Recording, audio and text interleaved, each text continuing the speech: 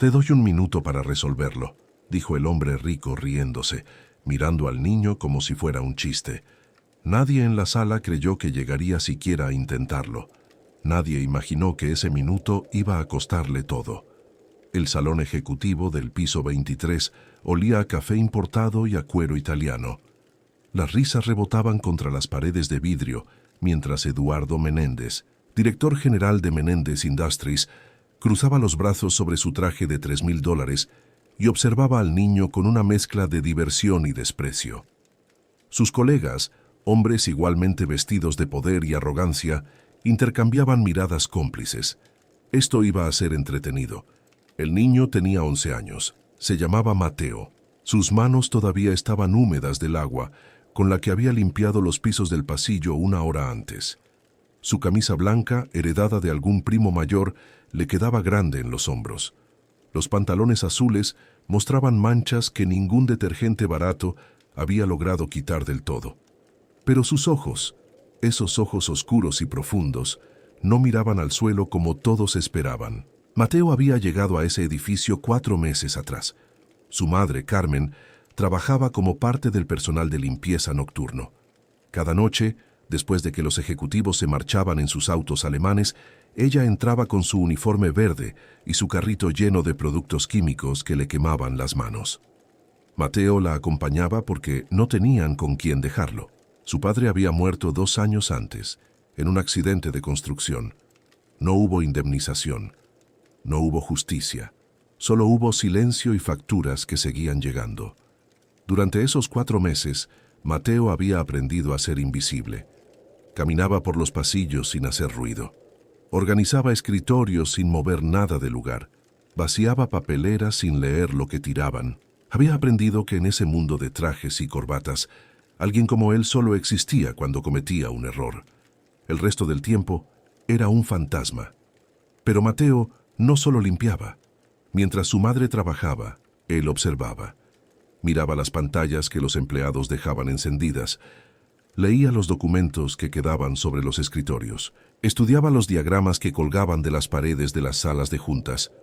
Nadie le había enseñado a hacerlo. Nadie le había dado permiso. Simplemente lo hacía porque su mente no podía quedarse quieta. En la escuela, Mateo era un estudiante promedio. No porque no entendiera, sino porque había aprendido que destacar traía problemas. Los maestros no tenían tiempo para niños brillantes que vestían ropa usada. Los compañeros no querían amigos que respondían todas las preguntas. Así que Mateo se mantenía en el medio, callado, observando, absorbiendo todo como una esponja silenciosa. Eduardo Menéndez había construido su imperio desde cero, o eso decía en cada entrevista. La verdad era más complicada, como siempre lo es. Había heredado una pequeña empresa de su padre y la había expandido mediante adquisiciones agresivas, despidos masivos y una completa falta de escrúpulos. A sus 52 años, controlaba 17 empresas en 9 países. Era respetado por su eficiencia y temido por su crueldad. Nunca despedía a alguien personalmente, tenía gente para eso. Su oficina ocupaba toda la esquina norte del edificio. Ventanas de piso a techo ofrecían una vista panorámica de la ciudad que parecía arrodillarse ante él. Su escritorio era una pieza de diseño minimalista que costaba más que el salario anual de 3 empleados. En la pared, diplomas de universidades caras y fotografías con políticos sonrientes. Eduardo Menéndez era el tipo de hombre que medía su valor por el miedo que inspiraba en los demás. Esa tarde de jueves, Eduardo había convocado una reunión urgente. El motivo era simple pero devastador. El sistema de seguridad central de la empresa había sido comprometido. No por hackers externos, sino por un fallo en el código de encriptación que nadie había logrado resolver. 3 días llevaban intentándolo. Habían traído especialistas de 2 países. Habían pagado consultores que cobraban $1,000 la hora. Y nada. El sistema permanecía bloqueado, negándoles acceso a información crítica que necesitaban para cerrar un contrato de $50 millones. El problema no era solo técnico, era una humillación personal. Eduardo Menéndez no aceptaba derrotas. No aceptaba que algo en su empresa, bajo su control, bajo su nombre, no funcionara exactamente como él ordenaba. Cada hora que pasaba sin resolver el problema era una hora en la que su poder parecía disminuir. Y Eduardo Menéndez necesitaba su poder como otros necesitan aire. Los especialistas habían explicado el problema en términos que sonaban impresionantes, pero que básicamente significaban: no sabemos qué hacer. El código de encriptación tenía una secuencia autogenerada que cambiaba cada 60 segundos. Para desbloquearlo, necesitaban identificar el patrón maestro que controlaba esos cambios. Era como intentar predecir qué número pensaría una persona dentro de un minuto, multiplicado por 1.000.000. Es matemáticamente posible, pero prácticamente imposible, había dicho el último consultor antes de cobrar su cheque y desaparecer. Eduardo había respondido arrojando un sujetapapeles de oro contra la pared. Ahora, mientras el sol comenzaba a ocultarse tras los rascacielos, Eduardo paseaba por la sala de juntas como un león enjaulado. 6 de sus vicepresidentes estaban sentados alrededor de la mesa, todos evitando su mirada. Sabían que cuando Eduardo estaba así, cualquier palabra podía convertirse en una sentencia de despido. «Alguien explíqueme», dijo Eduardo con esa voz baja que todos habían aprendido a temer más que sus gritos. «¿Cómo es posible que una empresa de tecnología de punta, con un presupuesto de investigación de 20 millones anuales, no pueda resolver un maldito problema de código?» Nadie respondió. La respuesta honesta era que habían contratado al consultor más barato para diseñar el sistema de seguridad, ignorando las advertencias sobre su complejidad. Pero nadie iba a decir eso en voz alta.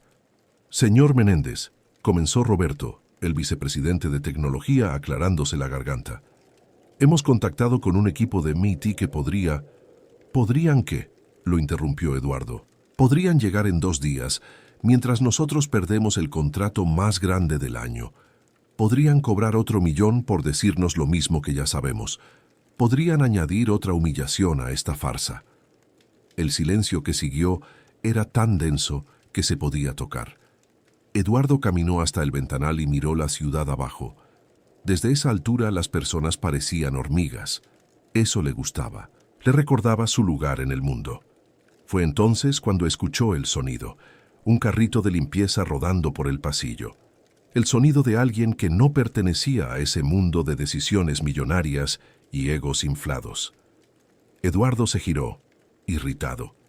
Había dado órdenes específicas de que no hubiera interrupciones. La puerta de la sala de juntas estaba entreabierta. A través de ella, Eduardo vio a Carmen empujando su carrito, disculpándose en voz baja. Y detrás de ella, mirando hacia adentro con esos ojos que no sabían quedarse quietos, estaba Mateo. «Disculpe, señor», dijo Carmen con la cabeza agachada. «No sabía que todavía estaban reunidos. Vuelvo más tarde». Pero Eduardo no la estaba mirando a ella, estaba mirando al niño. Algo en esa mirada lo irritó profundamente. No era insolencia exactamente, pero tampoco era la sumisión que esperaba. Era curiosidad, como si el niño estuviera analizando algo que no entendía del todo. «¿Quién es ese?», preguntó Eduardo. «Mi hijo, señor», respondió Carmen, poniéndose protectoramente frente a Mateo. «Normalmente no está aquí a esta hora, pero...» «No me interesan las excusas», la interrumpió Eduardo. Una idea perversa acababa de formarse en su mente. Una forma de descargar su frustración. Una forma de demostrar, al menos ante sí mismo, que seguía teniendo control sobre algo. «El niño, que entre». Carmen palideció. Conocía ese tono. Nada bueno venía después de ese tono. «Señor, él no ha hecho nada malo, yo. He dicho que entre». Mateo dio un paso adelante antes de que su madre pudiera detenerlo. No por valentía, sino porque había aprendido que obedecer rápidamente causaba menos problemas. Entró a la sala y la puerta se cerró tras él con un clic que sonó demasiado definitivo. Los 6 vicepresidentes miraban la escena con incomodidad. Sabían lo que venía. Eduardo estaba aburrido con su fracaso y necesitaba un nuevo juguete que romper. El niño del personal de limpieza serviría perfectamente. Eduardo señaló la pantalla gigante en la pared donde el código de encriptación Parpadeaba en líneas incomprensibles de números y símbolos. Había estado ahí durante 3 días burlándose de ellos.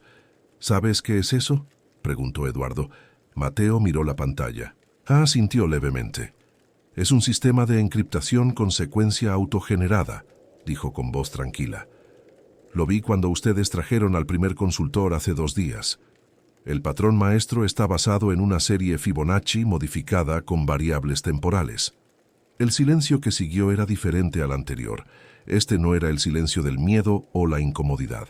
Era el silencio del shock puro. Roberto, el vicepresidente de tecnología, se inclinó hacia adelante.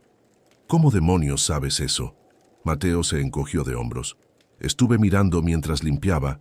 Ustedes dejaron los documentos técnicos sobre el escritorio anoche. Los leí. Eduardo sintió algo extraño en su pecho.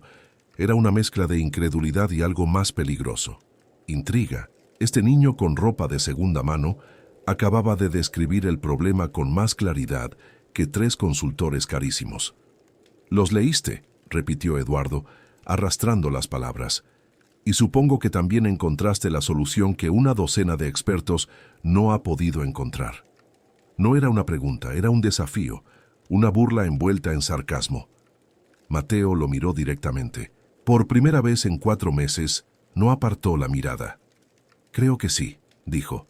La risa que estalló en la sala fue cruel y sincronizada. Todos, excepto Roberto, se estaban riendo. Incluso Eduardo sonreía, pero era la sonrisa de un depredador que acaba de encontrar entretenimiento. «Esto se pone mejor», dijo Eduardo, caminando alrededor de Mateo como si estuviera evaluando ganado.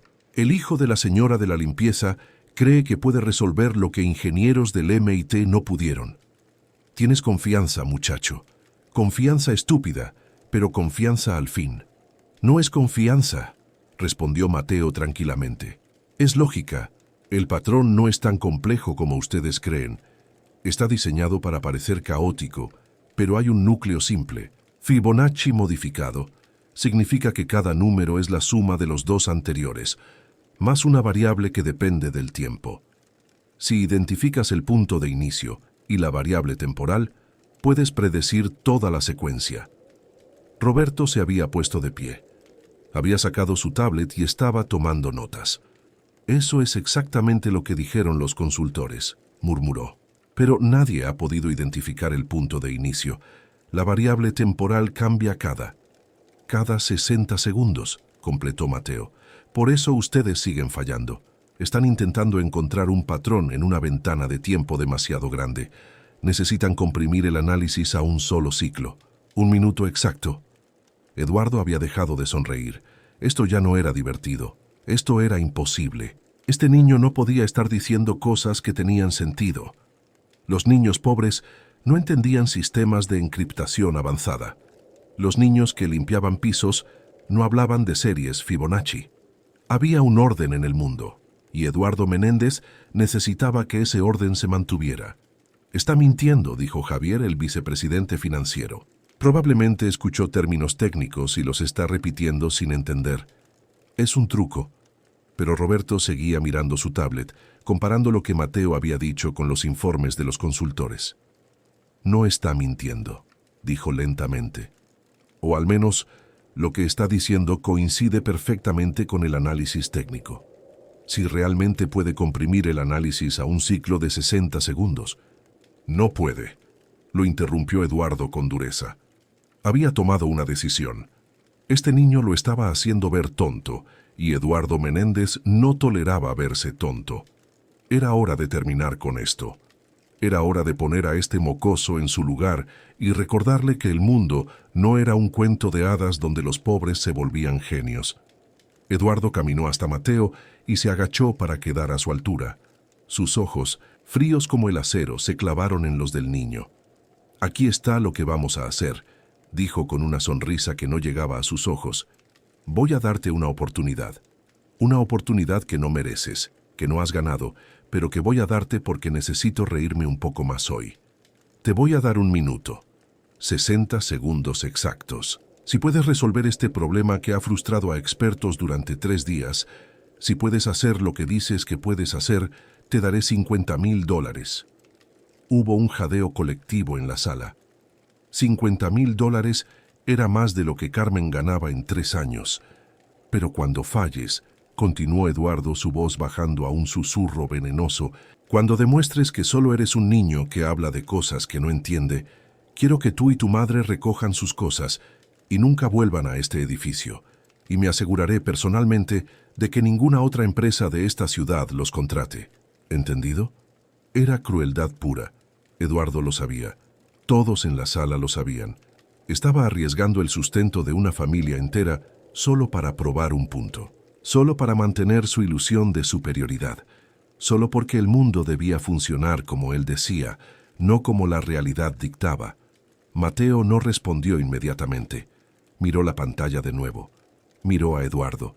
Y por un momento, solo un momento, algo pasó por sus ojos. No era miedo, era cálculo. Estaba pesando opciones, midiendo riesgos, analizando consecuencias. ¿Y si lo resuelvo? Preguntó finalmente. Entonces serás el niño más rico del barrio, se burló Eduardo. Y yo seré un hombre de palabra, aunque eso signifique perder dinero por culpa de un mocoso con suerte. No es suerte, dijo Mateo. Su voz había cambiado. Había algo nuevo en ella, algo que sonaba casi a pena, como si Mateo ya supiera cómo iba a terminar esto y sintiera lástima por el hombre frente a él. Pero acepto. Eduardo se incorporó satisfecho. Esto iba a ser perfecto. El niño intentaría algo, fallaría espectacularmente, y Eduardo podría pasar el resto de la noche sintiéndose superior nuevamente. El orden se restauraría. Los pobres volverían a saber su lugar. «Roberto», ordenó Eduardo, «prepara el sistema. Dale al niño prodigio acceso a la terminal. Y alguien que ponga un cronómetro. 60 segundos exactos». Roberto dudó. «Señor, si le damos acceso directo y hace algo mal, podría bloquear el sistema permanentemente». «Entonces tendremos una razón más para despedirlos a él y a su madre», respondió Eduardo. «Hazlo». La terminal fue preparada. Una laptop conectada directamente al sistema de encriptación, con pantallas de código parpadeando en rojo y amarillo. Mateo fue llevado a una silla frente al teclado. Sus manos pequeñas descansaron sobre las teclas, todavía con las marcas del agua de limpieza. Eduardo sacó su teléfono y abrió la aplicación de cronómetro. Los demás ejecutivos se habían acercado, formando un semicírculo alrededor de Mateo. Algunos mostraban curiosidad, otros lástima. Javier seguía convencido de que esto era una farsa. «¿Listo, muchacho?», preguntó Eduardo, su dedo sobre el botón de inicio. Mateo asintió. Cerró los ojos por un segundo, como si estuviera centrándose. Cuando los abrió, había una claridad en ellos que no había estado ahí antes. «Listo». Eduardo presionó el botón. 60 segundos, anunció, comenzando ahora. El reloj comenzó su cuenta regresiva. 59 segundos, 58. Las manos de Mateo se movieron sobre el teclado. No con la velocidad frenética que uno esperaría, sino con precisión deliberada. Cada tecla presionada era intencional. Cada comando tenía propósito. Los primeros 10 segundos fueron de observación. Mateo no estaba escribiendo código nuevo. Estaba leyendo el existente, sus ojos moviéndose más rápido de lo que sus dedos tocaban las teclas. 45 segundos. Roberto estaba mirando por encima del hombro de Mateo, su expresión pasando de escepticismo a confusión a algo que se parecía peligrosamente al asombro. «Está identificando los marcadores de tiempo», murmuró. «Está rastreando la secuencia de cambios hacia atrás hasta encontrar el ciclo original». 40 segundos. Eduardo dejó de sonreír. Había algo en la forma en que Mateo trabajaba que lo perturbaba. No había duda en sus movimientos. No había vacilación. Era como ver a un maestro de ajedrez jugar contra un novato. Cada movimiento ya decidido antes de que la pieza tocara el tablero. 35 segundos. Los números en la pantalla comenzaron a cambiar. Las líneas rojas de código bloqueado comenzaron a parpadear. Algo estaba sucediendo. Algo que no había sucedido en 3 días de intentos profesionales. «Imposible», susurró Javier. «Está adivinando. Tiene que estar adivinando». Pero Roberto negaba con la cabeza. sus ojos pegados a la pantalla. No está adivinando. Está aplicando el principio de reducción temporal. Está comprimiendo el análisis exactamente como dijo que haría. Dios mío, esto realmente funciona. 30 segundos. Eduardo sintió algo que no había sentido en años: incertidumbre. Ese sentimiento desagradable de no estar en control absoluto de una situación. Miró a los rostros de sus vicepresidentes y vio la misma expresión en todos ellos. Asombro, incredulidad y algo más: respeto. Estaban sintiendo respeto por un niño de 11 años con ropa heredada. 25 segundos. Las líneas de código en la pantalla comenzaron a alinearse. Patrones emergían del caos. Números que habían parecido aleatorios durante días, de repente mostraban una estructura, una lógica, una elegancia que había estado ahí todo el tiempo, esperando que alguien con la perspectiva correcta la viera. 20 segundos. Mateo dejó de escribir. Sus manos se quedaron quietas sobre el teclado por un momento que pareció eterno. Luego, con la misma precisión deliberada, escribió una secuencia de 8 números. 15 segundos. Presionó Enter. La pantalla se volvió blanca por un segundo. Un segundo en el que todos en la sala contuvieron la respiración. Un segundo en el que Eduardo Menéndez sintió que el universo se había detenido. 10 segundos. La pantalla cambió a verde. Líneas y líneas de código que habían estado bloqueadas ahora fluían libremente. Alertas de sistema comenzaron a aparecer, confirmando que el acceso había sido restaurado. Archivos que habían estado inaccesibles durante 3 días, de repente estaban disponibles. 5 segundos. Roberto se había puesto de pie tan rápido que su silla cayó hacia atrás. «Funcionó», dijo con voz temblorosa. «Hijo de puta, realmente funcionó. El sistema está completamente desbloqueado». 3 segundos. Mateo se recostó en su silla, mirando la pantalla con una expresión que no era triunfo. Era simplemente tranquilidad, como si nunca hubiera dudado del resultado, como si todo esto hubiera sido inevitable desde el momento en que aceptó el desafío. 1. El cronómetro marcó 0 y emitió un pitido agudo que sonó como una sentencia. El silencio que siguió era absoluto. Nadie se movía, nadie respiraba. Era como si la realidad misma necesitara un momento para ajustarse a lo que acababa de suceder. Eduardo miró su teléfono, miró la pantalla verde, miró al niño sentado frente a él, con esas manos pequeñas que habían logrado lo que una docena de expertos no pudieron. 58 segundos, dijo Roberto finalmente, su voz apenas un susurro. Lo hizo en 58 segundos. Eduardo Menéndez, el hombre que había construido un imperio sobre la certeza de su superioridad, sintió algo quebrarse dentro de él. No era su orgullo exactamente, aunque eso estaba sin duda roto. Era algo más profundo. Era la estructura misma de cómo entendía el mundo. Había reglas. Los ricos eran inteligentes, los pobres eran tontos. Los poderosos ganaban, los débiles perdían. Los adultos sabían, los niños no. Y este niño acababa de romper cada una de esas reglas en menos de 60 segundos. La primera reacción de Eduardo no fue aceptación, fue negación. «Esto es trampa», dijo, su voz subiendo de volumen. «De alguna manera esto es trampa. Nadie puede resolver eso tan rápido, ni siquiera es posible». Roberto estaba revisando los logs del sistema, sus dedos volando sobre su propia tablet. «No hay trampa, señor. Cada comando está registrado. Cada paso está documentado. No solo resolvió el problema, lo hizo de la manera más eficiente posible. Esto es brillantez pura». «No me importa lo que digan tus registros», Eduardo prácticamente gritó ahora. «Este mocoso no puede ser más inteligente que los consultores que pagamos $1000 la hora. Hay un truco. Tiene que haber un truco». Mateo seguía sentado en silencio, observando a Eduardo desmoronarse. No había satisfacción en su rostro, solo esa misma calma que lo había acompañado durante todo el proceso. «No hay truco, señor», dijo Mateo suavemente.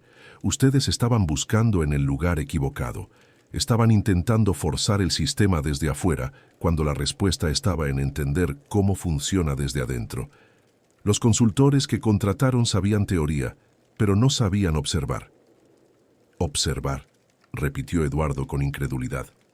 «¿Me estás diciendo que resolviste un sistema de encriptación de nivel empresarial porque sabías observar?» «Observé el patrón cuando lo instalaron hace 3 semanas», respondió Mateo. «Observé los logs de error cuando comenzó a fallar. Observé los intentos de los consultores y por qué fracasaban. He tenido 4 meses para observar cómo funciona esta empresa. Señor Menéndez, nadie me prestaba atención, así que podía ver cosas que ustedes ignoraban. Era la verdad más simple y más devastadora posible. Este niño los había estado observando durante meses, aprendiendo de sus éxitos y sus fracasos, invisible, pero omnipresente. Mientras ellos despreciaban al personal de limpieza, el personal de limpieza estaba aprendiendo sus secretos. Javier dio un paso adelante, intentando salvar algo de la situación. «Incluso si esto es legítimo», dijo con voz tensa, «no significa que tengamos que cumplir con una apuesta ridícula. El señor Menéndez no estaba hablando en serio sobre los $50,000. Era obviamente hiperbólico». Fue entonces cuando Roberto hizo algo que sorprendió a todos, especialmente a sí mismo. Se giró hacia Javier con una expresión de disgusto absoluto. «Había 12 testigos», dijo firmemente. «Todos en esta sala escuchamos la apuesta. Si Eduardo Menéndez no cumple su palabra, todos lo sabremos. Y personalmente me aseguraré de que todos en esta empresa también lo sepan». Eduardo miró a Roberto como si lo hubiera abofeteado. Traición desde dentro de sus propias filas. Esto no podía estar pasando. «Roberto, estás caminando sobre hielo muy delgado», advirtió Eduardo con voz peligrosa. «Con todo respeto, señor, usted es quien está sobre hielo delgado», respondió Roberto. Ya había cruzado la línea, ya no había vuelta atrás. Este niño acaba de resolver un problema que estaba costándole a la empresa millones. No solo merece los $50,000 de la apuesta, merece un maldito bonus de la junta directiva. Los otros vicepresidentes intercambiaron miradas nerviosas. Nadie apoyaba a Roberto verbalmente, pero nadie lo contradecía tampoco. En el fondo, todos sabían que tenía razón. En el fondo, todos estaban pensando en las implicaciones de lo que acababa de suceder. Eduardo sintió las paredes cerrarse sobre él. Estaba atrapado por sus propias palabras, por su propia arrogancia. Había hecho la apuesta en público. Había apostado $50,000 convencido de que nunca tendría que pagarlos. Había usado a un niño como entretenimiento y ahora ese niño había volteado la mesa completamente. Podía negarse a pagar, podía despedir a Roberto por insubordinación, podía echar a Mateo y a su madre de la empresa y seguir con su vida como si nada hubiera pasado. Podía hacer todas esas cosas porque tenía el poder para hacerlo. Pero mientras miraba los rostros en la sala, algo en él comprendió una verdad fundamental. El poder sin respeto es solo tiranía, y la tiranía siempre tiene fecha de caducidad. «Sal», dijo Eduardo finalmente, su voz reducida a un susurro áspero. «Sal de mi sala, ahora». Mateo se levantó de la silla. No había triunfo en su postura. No había burla ni satisfacción. Solo estaba un niño de 11 años que acababa de hacer lo que le pidieron y ahora enfrentaba las consecuencias de haber tenido éxito. «Espera», dijo Roberto antes de que Mateo llegara a la puerta. Sacó su teléfono y apuntó la cámara hacia la pantalla verde, luego hacia el cronómetro de Eduardo, luego hacia Mateo. «Solo quiero tener esto documentado». La implicación era clara. Si Eduardo intentaba negar lo que había pasado, habría evidencia. En la era de los smartphones y las redes sociales, los secretos duraban poco tiempo. Mateo salió de la sala y encontró a su madre esperando afuera, con las manos entrelazadas y el rostro pálido de preocupación. Se abrazaron en silencio mientras las voces elevadas continuaban dentro de la sala de juntas. Carmen no preguntó qué había pasado. No todavía. Solo sostuvo a su hijo y agradeció que estuviera ileso. Dentro de la sala, Eduardo miraba a sus vicepresidentes con una mezcla de furia y derrota. «Si alguno de ustedes dice una palabra de esto a alguien», amenazó, Sus carreras terminan hoy. Pero todos sabían que era una amenaza vacía. Roberto ya había grabado el video. Los otros ejecutivos habían sido testigos. En las empresas modernas, los secretos no existían realmente. Para el final del día, todos en los 3 pisos del edificio sabrían lo que había pasado. Para el final de la semana, la historia estaría circulando en cada grupo de chat corporativo de la ciudad. Eduardo se dejó caer en su silla ejecutiva, sintiéndose repentinamente muy viejo y muy cansado. Había construido su imperio siendo despiadado, siendo cruel cuando era necesario, siendo el hombre que otros temían. Pero en menos de 60 segundos, un niño de 11 años lo había hecho sentir pequeño de una manera que ningún competidor corporativo había logrado jamás. Los días que siguieron fueron extraños y tensos. Eduardo no apareció en la oficina durante 2 días completos, algo sin precedentes. Cuando finalmente regresó estaba más callado, más distante. Los rumores ya habían comenzado a circular. Versiones exageradas de la historia se contaban en las cafeterías y los baños. Escuché que era un genio matemático. Escuché que humilló al jefe frente a toda la junta. Escuché que Menéndez casi llora. Roberto compartió el video con 3 personas de confianza. Esas 3 personas lo compartieron con otras 3, y así, como un incendio que nadie puede contener, la historia se propagó. Para el miércoles siguiente, el video había sido visto por más de 200 personas dentro de la industria. Para el viernes, un periodista de tecnología había contactado a Roberto pidiendo confirmación. Eduardo sabía que estaba perdiendo el control de la narrativa. Cada hora que pasaba sin hacer nada, la historia crecía y se distorsionaba. Algunos lo pintaban como un villano despiadado que había intentado humillar a un niño pobre. Otros lo mostraban como un líder arrogante que había sido derrotado por su propia estupidez. Ninguna versión lo favorecía. Lo que Eduardo no sabía era que Mateo y Carmen seguían trabajando en el edificio, manteniendo sus cabezas bajas, cumpliendo con sus tareas como si nada hubiera pasado. Carmen limpiaba los mismos pisos. Mateo organizaba los mismos escritorios. Esperaban. Sabían que algo tenía que cambiar, pero ninguno de los dos sabía exactamente qué sería. La presión comenzó a llegar desde lugares inesperados. La junta directiva de Menéndez Industries había escuchado la historia. Algunos miembros encontraban la situación divertida. Otros la consideraban un problema de relaciones públicas esperando explotar. Todos coincidían en que Eduardo necesitaba manejar esto antes de que se convirtiera en un escándalo corporativo completo.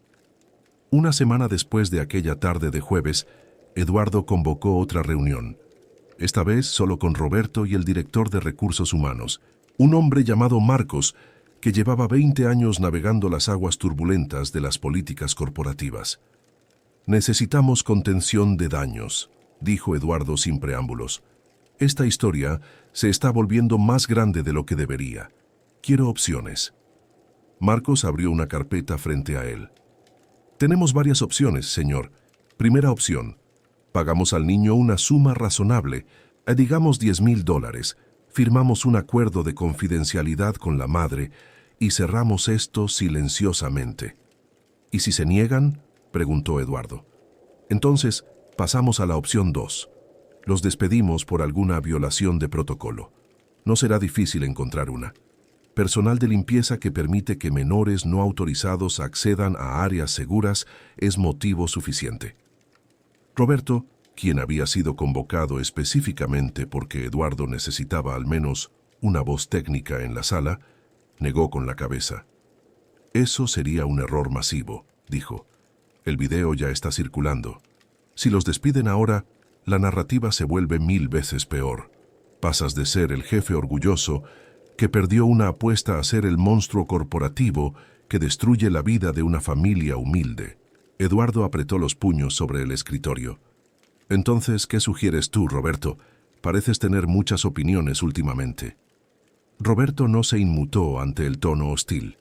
Sugiero la opción 3. Cumple tu palabra. Págale al niño los $50,000 que prometiste. Hazlo público. Convierte esto en una historia de un líder que reconoce el talento sin importar de dónde venga. Dale la vuelta a la narrativa. Me estás pidiendo que recompense la insolencia, dijo Eduardo fríamente. Te estoy pidiendo que seas inteligente, respondió Roberto. ¿Qué es más valioso para ti, $50,000 o tu reputación? Porque si manejas esto mal, vas a perder mucho más que dinero. Vas a perder el respeto de esta empresa. Y una empresa sin respeto a su líder es una empresa que se desmorona desde adentro. Marcos intervino, tratando de suavizar la tensión. Roberto tiene un punto, señor. Desde una perspectiva de recursos humanos, pagar la apuesta podría convertirse en una historia positiva. Un CEO que valora el mérito por encima del origen social es buen material para relaciones públicas. Eduardo se recostó en su silla, procesando la información. Todo en él se resistía a esta idea. Pagar significaba admitir que había estado equivocado. Significaba validar que un niño pobre había sido más inteligente que él, más capaz, más valioso. Significaba que todas esas horas que había pasado construyendo su imagen de superioridad incuestionable habían sido construidas sobre cimientos falsos. Pero Eduardo no había llegado donde estaba siendo completamente estúpido. Sabía reconocer cuando una batalla estaba perdida. Sabía cuándo era tiempo de retirarse estratégicamente en lugar de morir en una colina que no valía la pena defender. «Tráeme al niño», dijo finalmente, «y a su madre. Mañana a las 10 de la mañana, y que venga Leticia de Comunicaciones también. Si vamos a hacer esto, lo haremos bien». Roberto asintió sintiendo algo parecido al alivio. Tal vez Eduardo tenía algo de redención en él después de todo. O tal vez solo era pragmatismo. En cualquier caso, el resultado era el mismo. Esa noche, Carmen recibió una llamada de Marcos de Recursos Humanos. La conversación fue breve y profesional.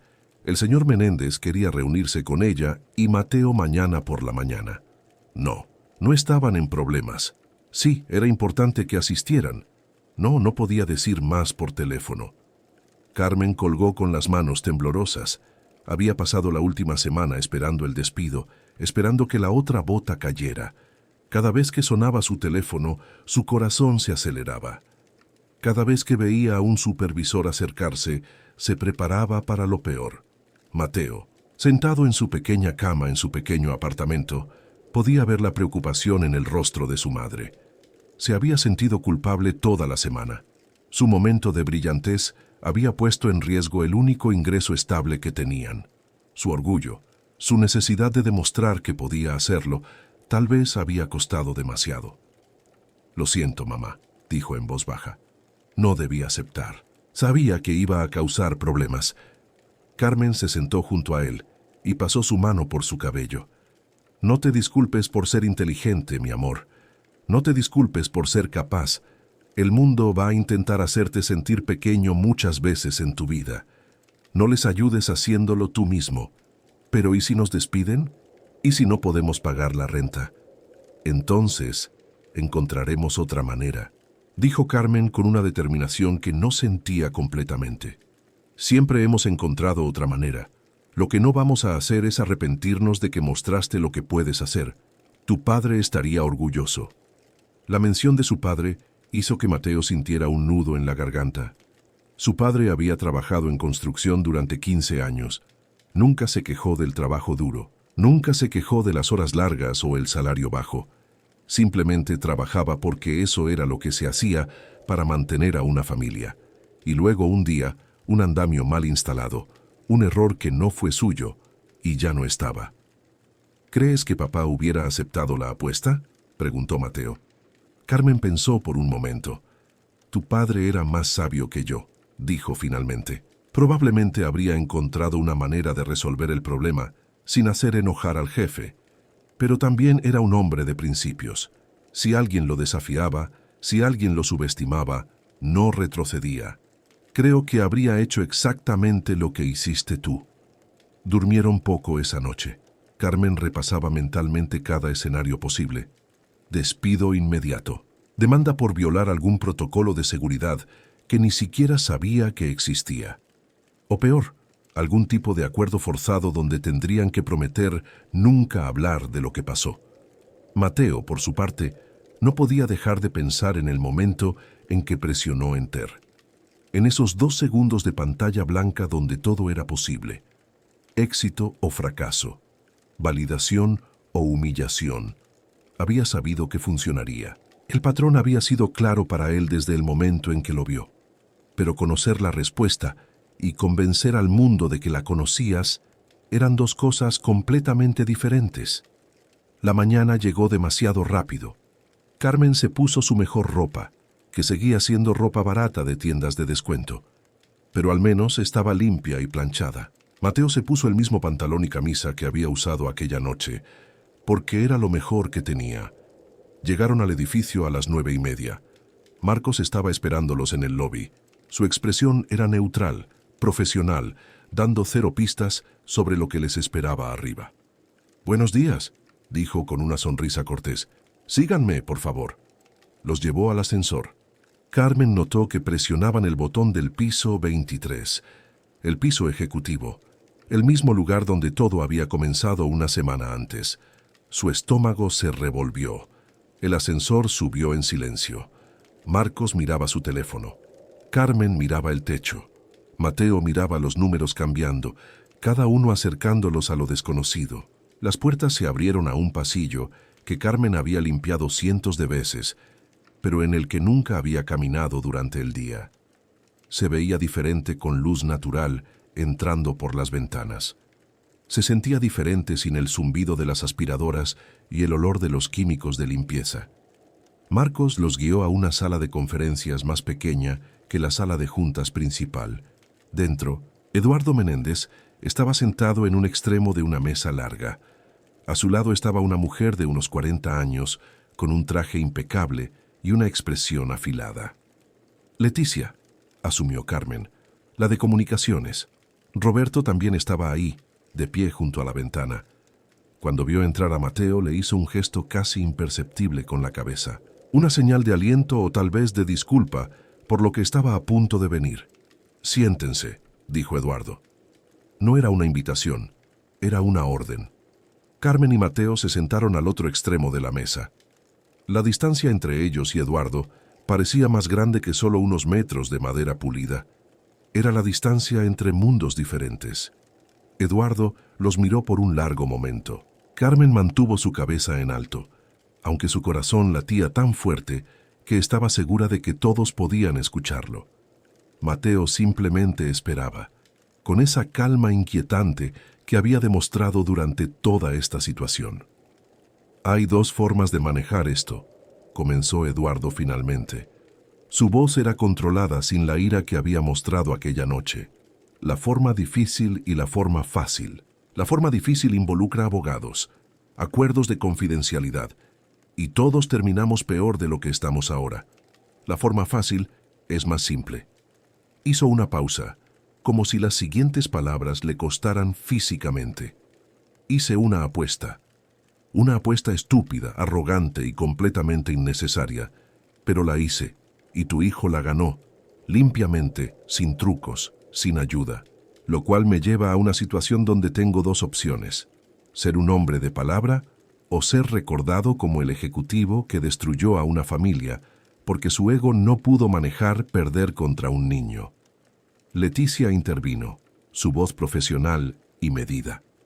«Lo que el señor Menéndez está tratando de decir es que queremos resolver esto de una manera que beneficie a todos. Él está dispuesto a cumplir los términos de la apuesta original, $50,000, pero queremos hacer esto de manera oficial, con documentación apropiada y preferiblemente con su cooperación en cómo presentamos esta historia públicamente».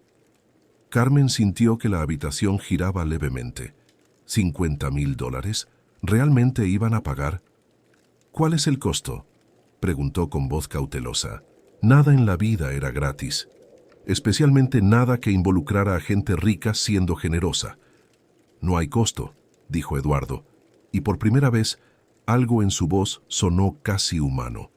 «O más bien, el costo ya lo pagué yo, en orgullo, en reputación, en la lección de que he pasado demasiados años rodeándome de gente que me dice lo que quiero escuchar en lugar de lo que necesito saber. Miró directamente a Mateo. ¿Cómo lo hiciste?, preguntó. No con acusación esta vez, sino con genuina curiosidad. ¿Cómo un niño de 11 años aprende sistemas de encriptación empresarial? Mateo se encogió de hombros. Leo mucho. Cuando limpiamos las oficinas hay computadoras encendidas, documentos en escritorios. Nadie se preocupa por ocultar cosas del personal de limpieza porque asumen que no entenderíamos de todas formas. Así que leía. Y cuando no entendía algo, buscaba información en la biblioteca pública. Tienen computadoras gratis por 1 hora al día. ¿La biblioteca pública?, repitió Roberto con incredulidad. ¿Aprendiste análisis criptográfico en la biblioteca pública? Y en videos de YouTube, añadió Mateo. Hay muchos tutoriales buenos si sabes dónde buscar y en foros. Gente que comparte conocimiento gratis porque cree que todos deberían poder aprender. Eduardo cerró los ojos por un momento.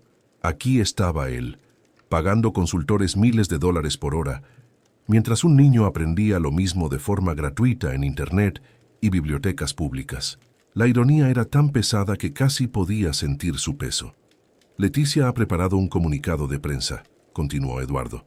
Básicamente dice que Menéndez Industries valora el talento sin importar su origen, que tú demostraste habilidades excepcionales y fuiste recompensado apropiadamente.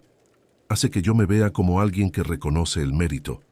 Hace que la empresa se vea progresista. Todos ganan. Excepto que no es toda la verdad, dijo Mateo tranquilamente. El silencio que siguió fue tenso. Leticia intercambió una mirada nerviosa con Eduardo. ¿Perdón?, dijo Eduardo.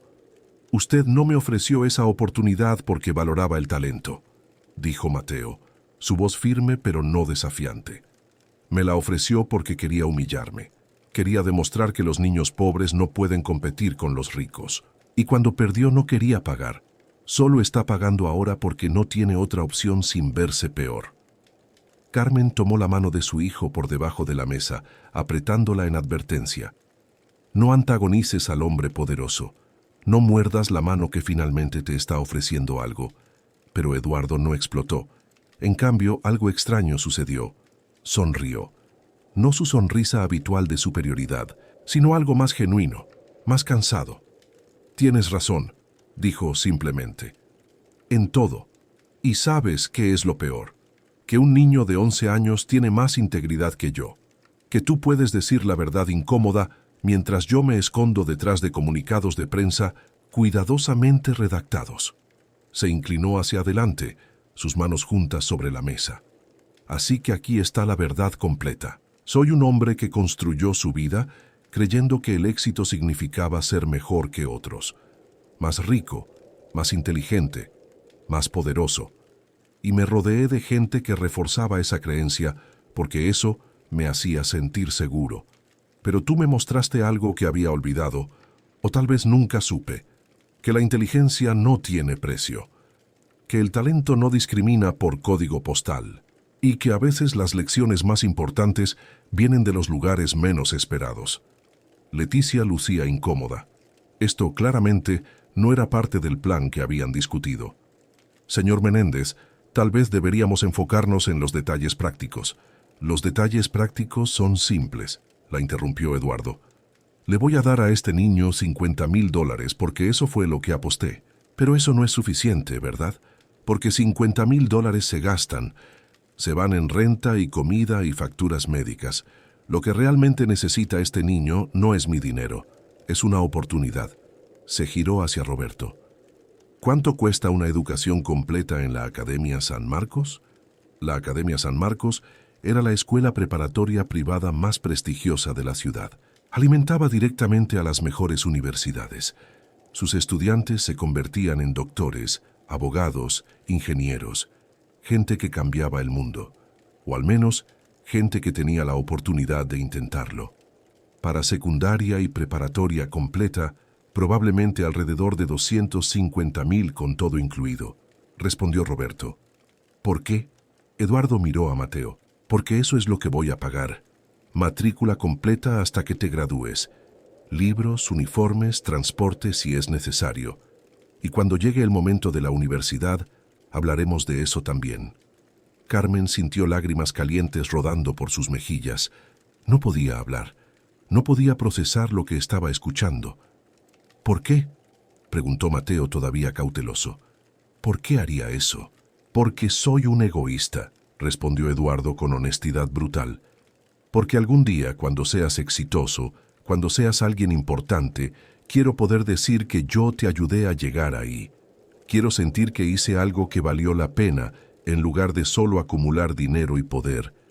Llámalo redención, llámalo relaciones públicas, llámalo como quieras, pero la oferta es real.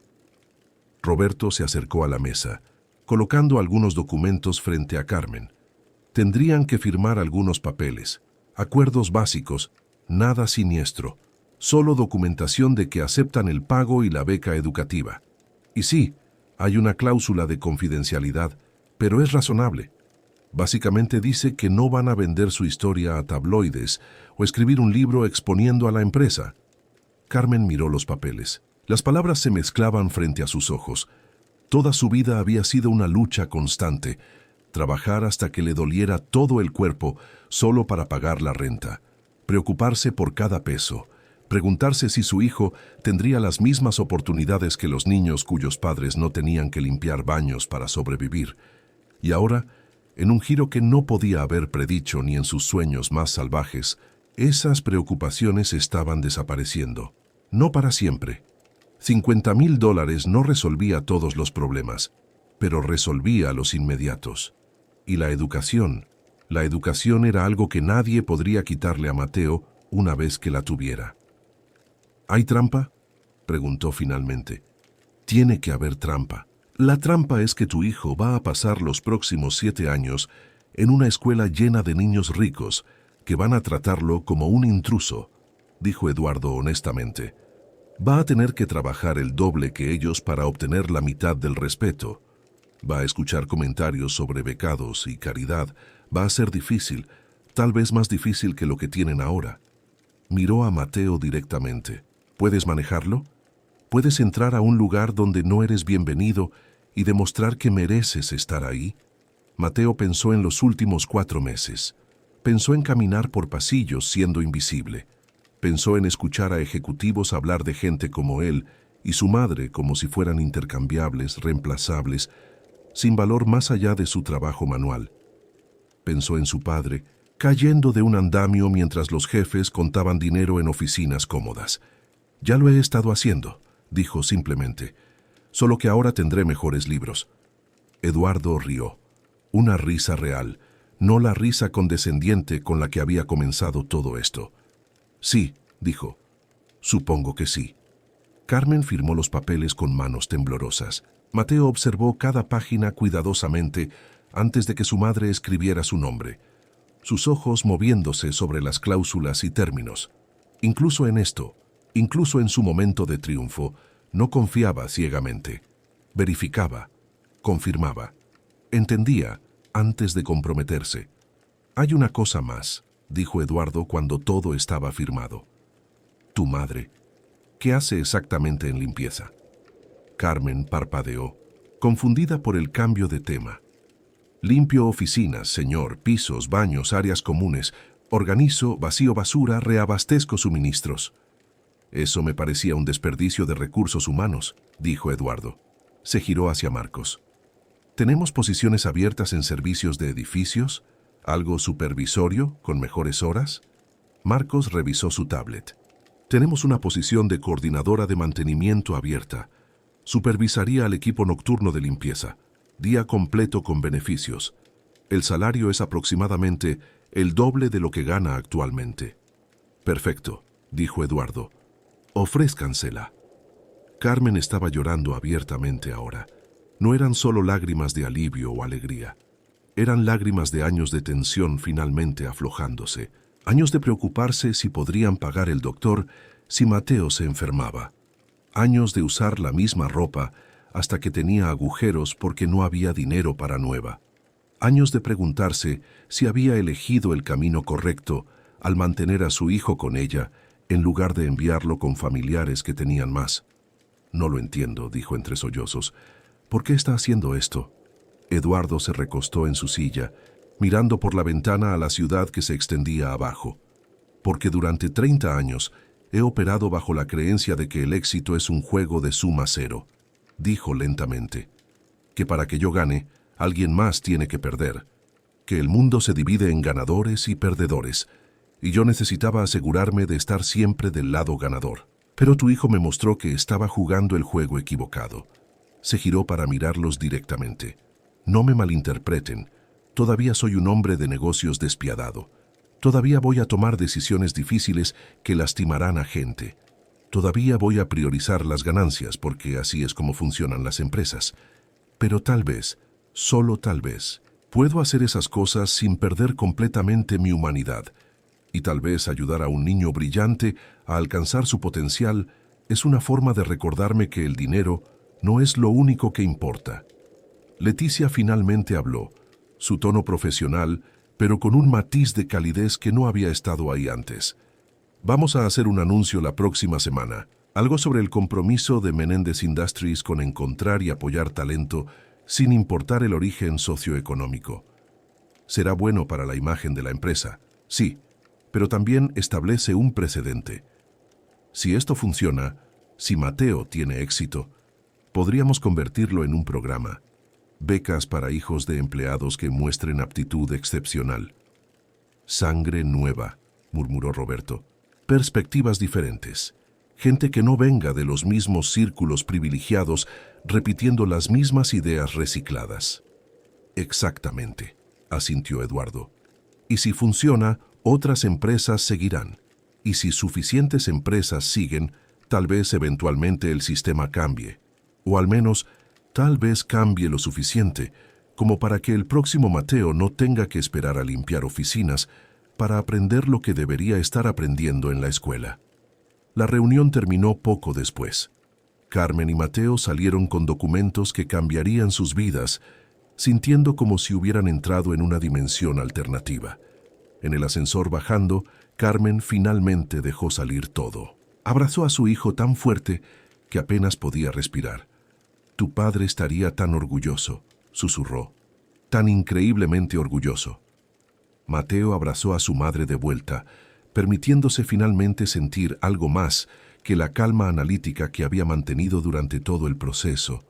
Sintió miedo por lo que vendría, sintió excitación por las posibilidades, sintió gratitud mezclada con cautela, porque había aprendido que las promesas de gente poderosa a veces venían con condiciones invisibles.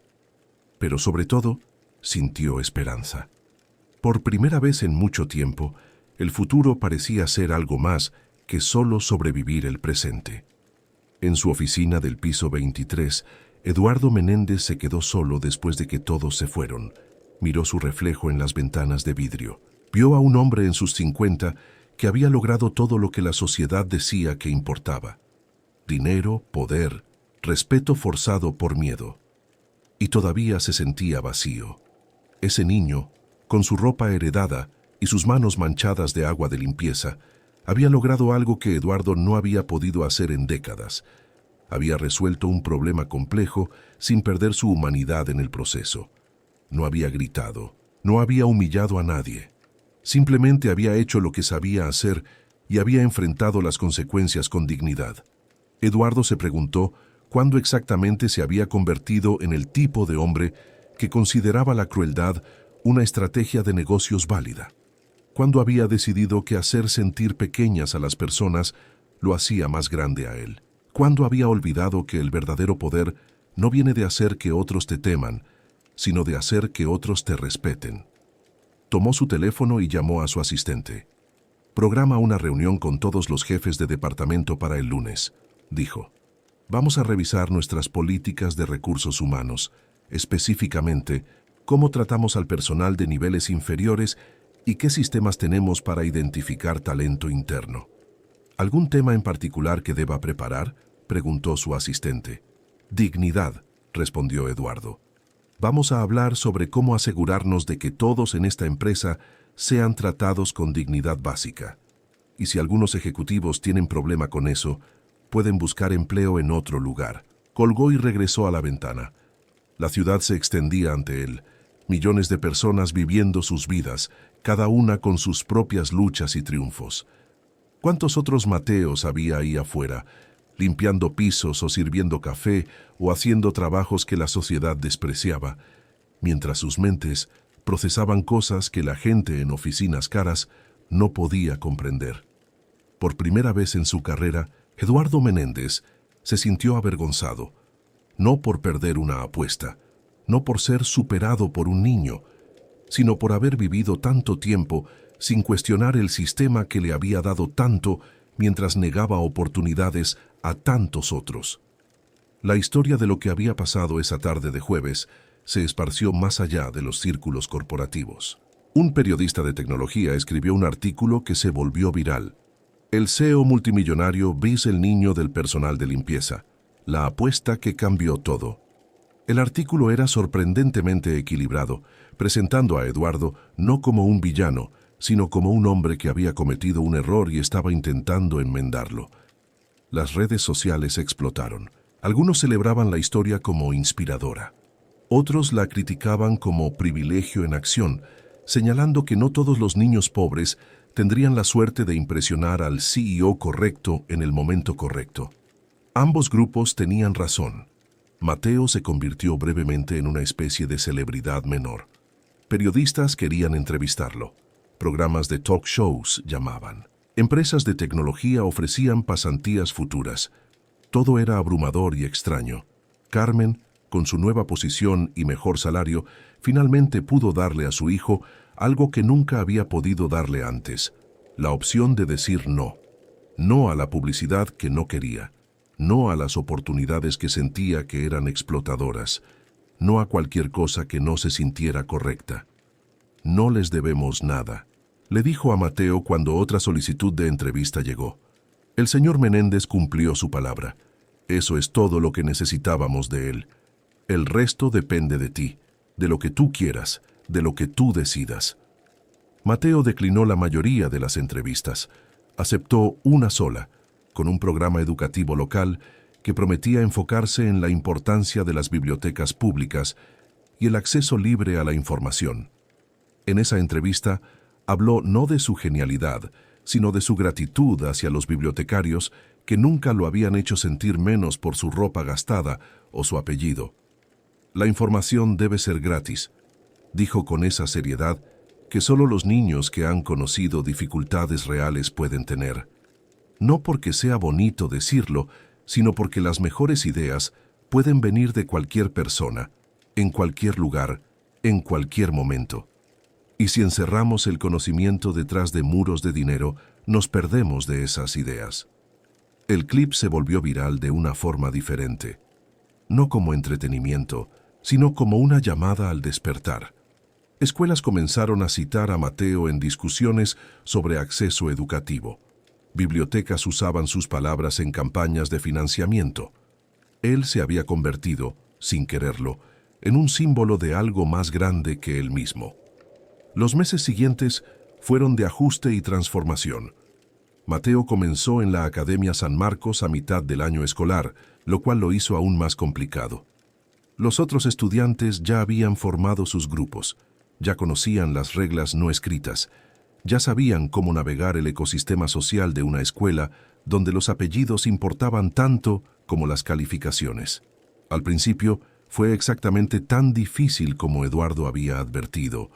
Los susurros en los pasillos, las conversaciones que se detenían cuando él entraba, los comentarios casuales sobre su origen que se disfrazaban de curiosidad, pero que claramente eran otra cosa. Entonces, Mateo, ¿de qué escuela vienes?, le preguntó una chica llamada Valentina durante el almuerzo de su primer día. De la Escuela Pública San José, respondió honestamente. Oh, dijo Valentina, y ese oh contenía volúmenes de juicio. Debe ser muy diferente aquí. Es más limpio, dijo Mateo. Las computadoras funcionan mejor. Los libros no tienen páginas faltantes, pero la matemática es la misma. Algunos de los estudiantes rieron. No estaban seguros si Mateo estaba siendo ingenuo o brillantemente sarcástico. La verdad era un poco de ambos. Había un estudiante llamado Sebastián, hijo de un magnate de la tecnología, que parecía particularmente molesto por la presencia de Mateo. Sebastián había sido el mejor estudiante de matemáticas y ciencias de su clase hasta que Mateo llegó. Ahora, repentinamente, había alguien que resolvía problemas más rápido que él. Alguien que entendía conceptos que Sebastián necesitaba que le explicaran 2 veces. Y peor aún, ese alguien era un becado. Escuché que el único motivo por el que estás aquí es porque resolviste un problema de computadora, dijo Sebastián un día, lo suficientemente alto para que otros escucharan. Suerte de principiante, probablemente. Mateo lo miró por un momento largo. Podía sentir la tensión. Los otros estudiantes observaban esperando ver si el chico nuevo se defendería o se encogería. No fue suerte, dijo Mateo calmadamente. Fue comprensión de patrones, conocimiento de series matemáticas y la capacidad de trabajar bajo presión. Pero si te hace sentir mejor llamarlo suerte, adelante. No cambia el resultado. Sebastián se puso rojo. No estaba acostumbrado a que lo contradigan, mucho menos que lo contradigan con tanta tranquilidad. Eres arrogante para ser alguien que está aquí por caridad, escupió. No estoy aquí por caridad, respondió Mateo. Estoy aquí porque me lo gané. Hay una diferencia. Caridad es cuando te dan algo que no mereces. Yo merecí estar aquí. La pregunta es si tú lo mereces o si solo estás aquí porque tus padres pueden pagar. Fue un momento definitorio. Los estudiantes alrededor hicieron sonidos de asombro. Nadie le hablaba así a Sebastián, cuyo padre donaba generosamente a la escuela cada año. Mateo había cruzado una línea invisible. Sebastián dio un paso adelante, sus manos convertidas en puños. Por un segundo, pareció que iba a haber una pelea física.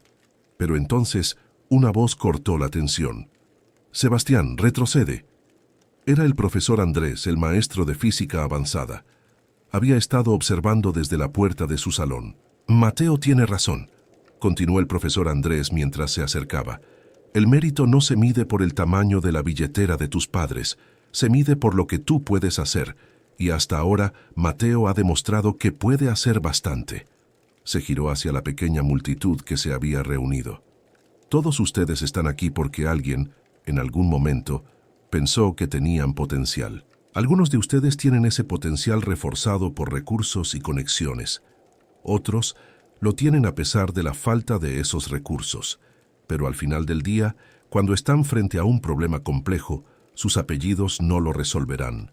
Sus cuentas bancarias no lo resolverán. Solo su cerebro y su esfuerzo lo harán. Sería sabio recordar eso. La multitud se dispersó lentamente. Sebastián se alejó, humillado pero no arrepentido. Mateo sabía que había hecho un enemigo, pero también había establecido un límite. No iba a disculparse por existir. No iba a encogerse para hacer que otros se sintieran más cómodos. El profesor Andrés se quedó atrás cuando los demás se fueron. «Ese fue un movimiento arriesgado», dijo. «Sebastián tiene influencia aquí. Su padre está en el consejo escolar». «Lo sé», respondió Mateo. «Pero si empiezo dejando que gente como él me pise, nunca van a parar.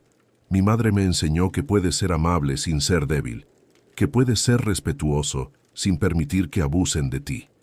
El profesor Andrés sonrió. «Tu madre suena como una mujer sabia. Ven a mi oficina después de clase, quiero mostrarte algo». Esa tarde, el profesor Andrés le mostró a Mateo un proyecto especial. Un equipo de estudiantes estaba construyendo un robot para una competencia nacional. Necesitaban a alguien con habilidades de programación avanzadas. La mayoría de los estudiantes en la Academia San Marcos venían de familias que podían pagar tutores privados de código, pero pocos realmente entendían los fundamentos a nivel profundo. «¿Estarías interesado en unirte?», preguntó el profesor. «El equipo se reúne 3 veces por semana después de la escuela». Mateo pensó en su madre, trabajando su nueva posición durante el día. Pensó en las tardes que solía pasar solo en la biblioteca mientras ella limpiaba edificios. Ahora tenía opciones. Podía elegir cómo llenar su tiempo. «Me interesa», dijo, «pero necesito saber si el equipo realmente me quiere ahí». o si me están invitando porque el profesor lo sugirió. El profesor Andrés apreciaba la honestidad. Te voy a ser franco. 2 miembros del equipo han leído sobre ti y están emocionados. Uno es neutral y uno, puedes adivinar quién, está firmemente en contra. Pero la decisión del equipo fue 3-1 a favor de invitarte. Así que sí, hay algo de fricción, pero la mayoría genuinamente quiere tu ayuda. ¿Quién es el que está en contra?, preguntó Mateo, aunque ya sabía la respuesta. Sebastián, confirmó el profesor. Es el líder del equipo. Esto va a ser complicado. Mateo asintió lentamente. Mi vida ya es complicada, dijo, que es un poco más de complicación si significa aprender algo nuevo. Su primer día en el equipo de robótica fue tenso. Los otros 3 miembros, Carolina, Diego y Fernanda, lo recibieron con curiosidad cautelosa. Sebastián lo ignoró completamente, hablando solo con los demás, como si Mateo fuera invisible. El robot que estaban construyendo necesitaba navegar un laberinto complejo, recolectar objetos específicos y regresar al punto de inicio en menos de 3 minutos. El código que habían escrito hasta ahora funcionaba, pero era ineficiente. El robot constantemente se quedaba sin tiempo. Mateo observó durante la primera hora sin decir nada. Simplemente miraba cómo el robot se movía, cómo reaccionaba a los obstáculos, cómo el código ejecutaba cada comando. Estaba haciendo lo que siempre hacía: observar, analizar, entender antes de actuar. ¿Tienes algo que decir o solo vas a mirar?, preguntó Sebastián finalmente, su tono cortante. El problema no es el código principal, dijo Mateo. Es cómo están procesando los datos del sensor. Están esperando a que cada sensor confirme su lectura antes de tomar decisiones. Eso añade medio segundo en cada punto de decisión. En un laberinto con 20 puntos de decisión, eso es 10 segundos perdidos. Carolina se inclinó hacia adelante, interesada. ¿Cómo lo arreglarías? Procesamiento predictivo, respondió Mateo. El robot no necesita confirmación perfecta en cada paso. Puede hacer suposiciones educadas basadas en patrones previos y ajustar sobre la marcha. Será más rápido y, estadísticamente, lo suficientemente preciso para el tiempo que necesitamos. Eso podría causar errores, objetó Sebastián. Si hace una suposición incorrecta, podría chocar o tomar el camino equivocado. Podría, admitió Mateo, pero con el código actual están garantizando que pierdan por tiempo. Mi forma tiene riesgo, pero también tiene potencial de ganar. Depende de qué quieran, una derrota segura o una oportunidad de victoria. Diego y Fernanda intercambiaron miradas. Fernanda finalmente habló. Deberíamos al menos probar su idea. Tenemos 2 semanas antes de la competencia regional. Si no funciona, podemos regresar al código anterior. Sebastián claramente no quería ceder, pero estaba en minoría. El equipo votó 3-1 implementar las sugerencias de Mateo. Los siguientes días fueron intensos. Mateo trabajaba en el código mientras los demás ajustaban los componentes físicos del robot. Había momentos de frustración cuando las cosas no funcionaban, momentos de tensión cuando Sebastián cuestionaba cada decisión. Pero también había momentos de avance, de esos momentos eléctricos, cuando algo que había sido imposible de repente funcionaba perfectamente.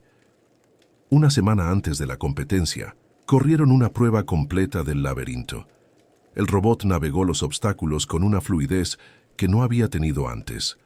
Tomaba decisiones rápidas, se ajustaba cuando era necesario y cruzó la línea de meta en 2 minutos y 43 segundos. 17 segundos de sobra. Carolina gritó de emoción.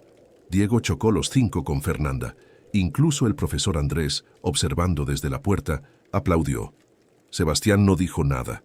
Simplemente miró el robot, luego miró a Mateo, luego se dio la vuelta y salió del taller. No lo tomes personal, dijo Fernanda. Sebastián está acostumbrado a ser el mejor. Es difícil para él cuando no lo es. No creo que sea mejor que él, respondió Mateo. Solo veo cosas de manera diferente. Eso no me hace superior. Tal vez, dijo Carolina, pero definitivamente nos hizo ganar una mejor oportunidad en esta competencia, y eso cuenta para algo. La competencia regional fue en un sábado,